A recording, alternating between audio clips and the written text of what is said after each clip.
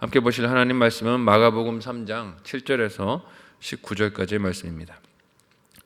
신약성경 56페이지 전으로 있습니다. 마가복음 3장 7절에서 19절까지의 말씀을 드라마 바이블로 봉독하겠습니다. 예수께서 제자들과 함께 바다로 물러가시니 갈릴리에서 큰 무리가 따르며 유대와 예루살렘과 이두메와 요단강 건너편과 또 두로와 시돈 근처에서 많은 무리가 그가 하신 큰 일을 듣고 나오는지라. 예수께서 무리가 에워싸 미는 것을 피하기 위하여 작은 배를 대기하도록 제자들에게 명하셨으니 이는 많은 사람을 고치셨으므로 병으로 고생하는 자들이 예수를 만지고자 하여 몰려왔습니다. 더러운 귀신들도 어느 때든지 예수를 보면 그 앞에 엎드려 부르짖어 이르되 당신은 하나님의 아들이니이다 하니 예수께서 자기를 나타내지 말라고 많이 경고하시니라. 또 산에 오르사 자기가 원하는 자들을 부르시니 나온지라.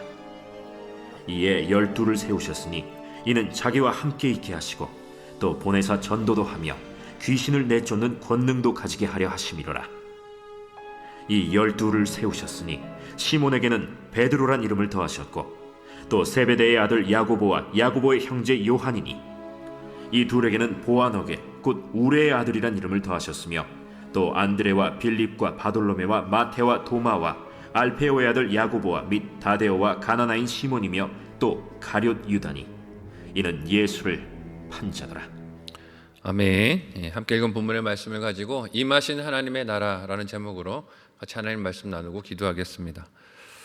지난 마가복음 2장에서 예수님은 내 친구들의 손에 침상째에 들려온 중풍병자를 고치신 이후에 수많은 사람들이 예수님께 몰려왔을 때 바닷가로 물러나시는 모습을 보이셨습니다.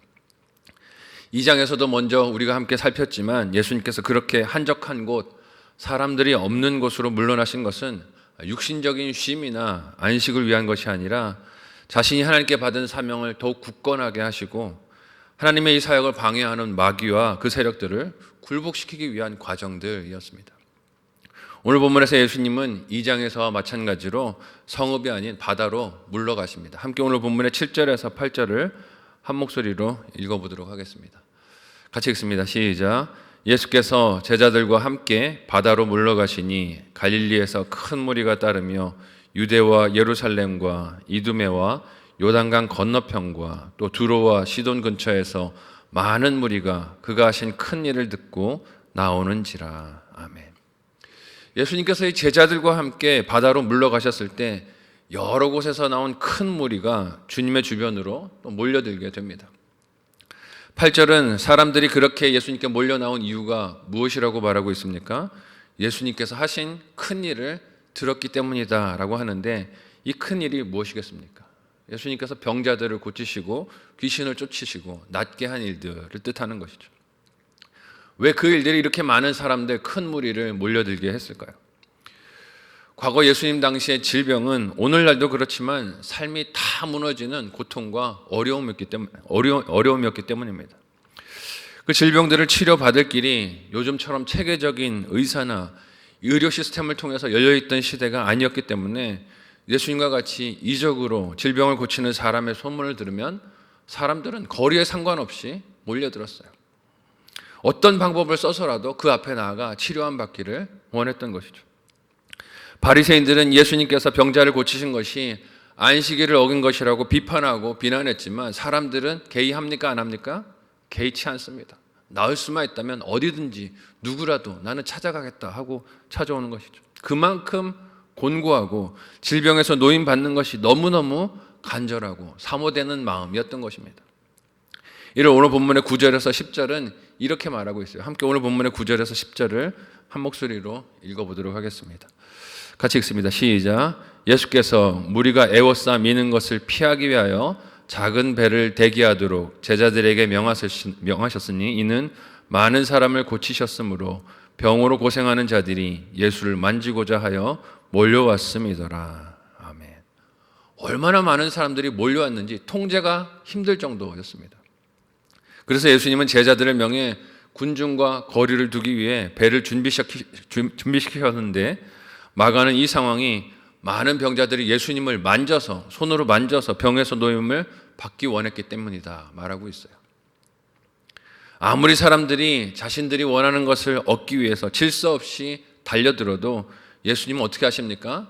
일정한 거리를 두시고 질서와 경계를 지키시며 그들을 돌보시는 것을 알 수 있습니다. 하나님께서 맡기신 사명을 사람들이 원한다고 마구잡이로 그렇게 만지도록 허용하고 감당하시는 게 아니라는 것이죠.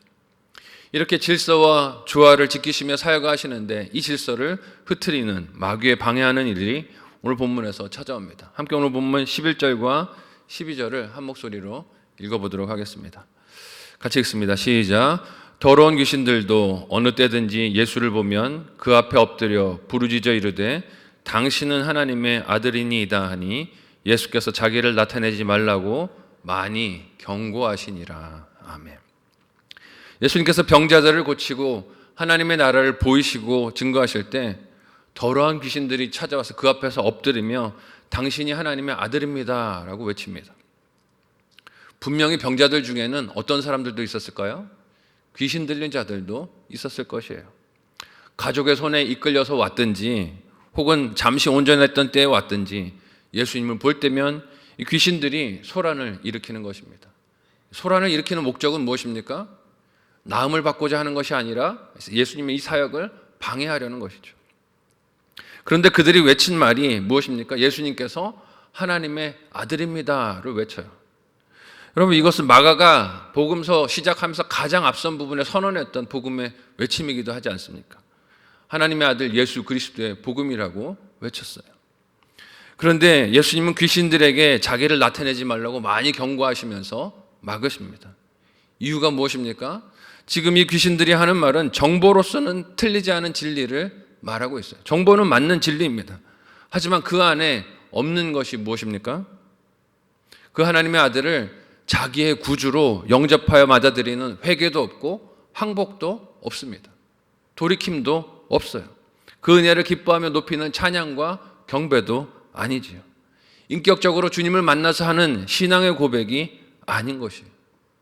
그러니까 예수님을 하나님의 아들이라고 외치고 있지만 정보로서 알고 있는 것이지 내 신앙과 믿음과는 상관이 없는 말들을 하고 있다는 것이죠. 그래도 겉으로 보면 하나님의 아들이라고 높이는 것 같으니 그 말을 그냥 방치해도 될 것 같다 하는 생각이 들기도 합니다. 그렇지만 예수님은 뭐라고 말씀하세요? 그 말을 하지 말라고 경고하세요. 이는 광야에서 예수님이 겪으셨던 일과 같이 시험이자 복음을 방해하는 도전이기 때문에 그렇습니다. 결국 예수님께서 바다로 물러나셨던 것은 이처럼 더럽고 악한 귀신과 그 세력들을 꾸짖어 물리치시며 하나님의 일을 이루시기 위한 순종인 것을 알 수 있어요. 그냥 휴가 가신 게 아니라는 거예요. 사람들이 많아서 힘들어서 가신 게 아니라 거기서도 하나님의 사역, 하나님의 나라를 감당하시기 위해서 가신 것을 알 수 있습니다. 그리고 예수님의 그 순종은 이제 잃었던 이스라엘의 12지파를 다시 세우시는 공동체와 연합의 회복을 향해 나아가는 것을 오늘 말씀에서 보게 됩니다. 함께 13절에서 마지막 19절까지의 오늘 본문을 한 목소리로 읽어보도록 하겠습니다. 같이 읽습니다. 시작. 또 산에 오르사 자기가 원하는 자들을 부르시니 나온지라. 이 12를 세우셨으니 이는 자기와 함께 있게 하시고 또 보내사 전도도 하며 귀신을 내쫓는 권능도 가지게 하려 하심이로라. 이 12를 세우셨으니 시몬에게는 베드로란 이름을 더하셨고 또 세베대의 아들 야고보와 야고보의 형제 요한이니 이 둘에게는 보아너게 곧 우레의 아들이란 이름을 더하셨으며 또 안드레와 빌립과 바돌로메와 마테와 도마와 알페오의 아들 야고보와 및 다데오와 가나나인 시몬이며 또 가롯 유다니 이는 예수를 판 자더라. 아멘.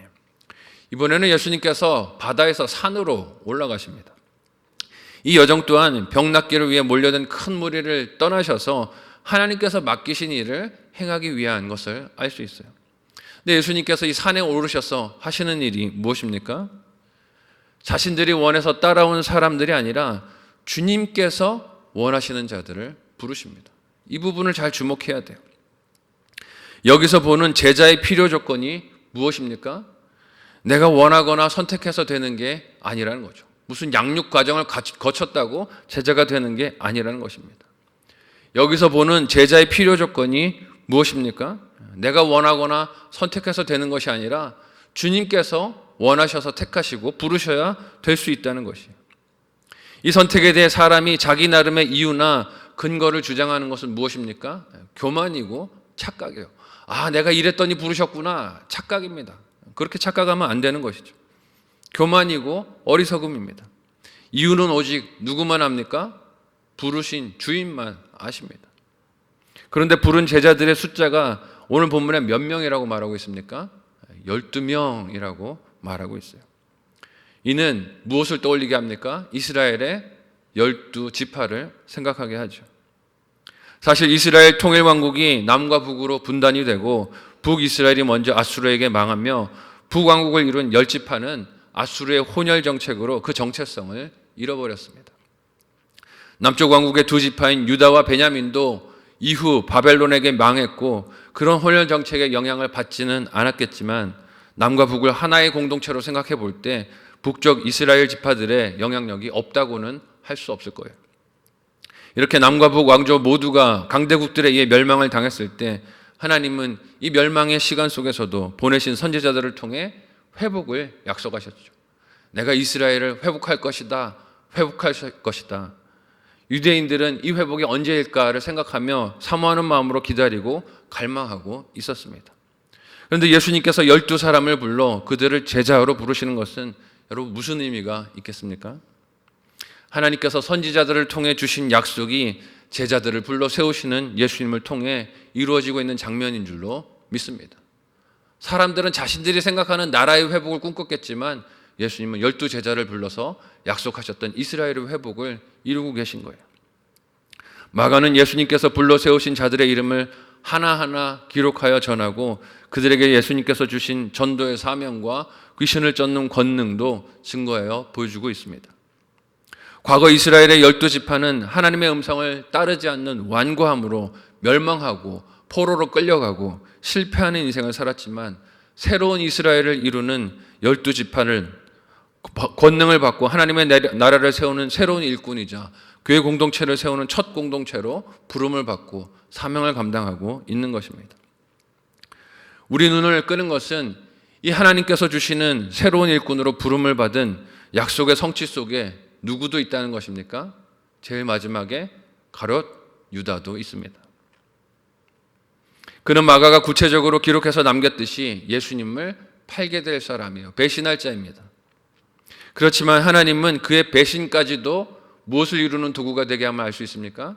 하나님의 뜻을, 구원을 이루는 도구가 되게 함을 오늘 본문에서 우리가 보게 됩니다. 그래서 이 제자 공동체의 일원이 되도록 하나님께서 포함을 시키셨어요. 이렇게 하나님의 뜻에 따라 물러가기도 하시고 배신할 유다까지도 제자로 부르시는 예수님은 순종으로 하나님의 나라와 새 포도주와 같은 새 하나님의 일들을 이루시고 성취해 나가십니다. 그 나라를 내가 속한 나라로 저와 여러분이 받은 줄로 믿습니다. 하나님 나라의 백성이 되었어요.